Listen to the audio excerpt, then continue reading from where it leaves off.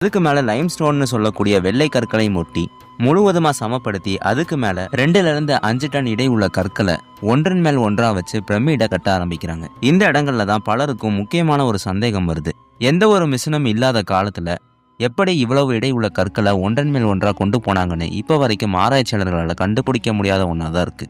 இதனால தான் பலர் பிரமிடுகள் ஏலியன்ஸால கட்டப்பட்டிருக்கலாம்னு சொல்றாங்க. இதெல்லாம் ஒரு பக்கம் இருக்க, இப்ப இந்த பிரமிடுகள் கட்டி முடிச்சோன்னு அந்த பிரமிடுகளை சுத்தி லைம்ஸ்டோன்னு சொல்லக்கூடிய வெள்ளை நிற சுண்ணாம்பு கற்களை முழுவதுமா ஒட்டுறாங்க. இது மூலியமா பகல் நேரத்துல சூரியனுடைய ஒளியில கீசா பிரமிடு முழுவதும் பிரகாசமா மின்னும். அந்த பிரமிட்ல இருந்து வரக்கூடிய ஒளி எகிப்துடைய எல்லா இடங்களுக்கும் போகும்னு சொல்றாங்க. பகல் நேரத்துல மட்டும் இல்லாம இரவு நேரத்திலையும் நிலவுடைய ஒளியால இந்த கீசா பிரமிடு முழுவதும் பிரகாசமா மின்னக்கூடிய ஒன்னா இருந்திருக்கு. 1 லட்சம் வேலையாட்களை வச்சு 20 வருடங்களா இந்த கீசா பிரமிடு கட்டப்பட்டிருக்கு. இந்த அளவுக்கு பெருசாவும் பிரம்மாண்டமாவும் கட்டப்பட்ட இந்த பிரமிடுக்குள்ள அப்படி என்னதான் இருக்குன்னு பார்த்தா, எகிப்திய பார்வோன் மன்னனான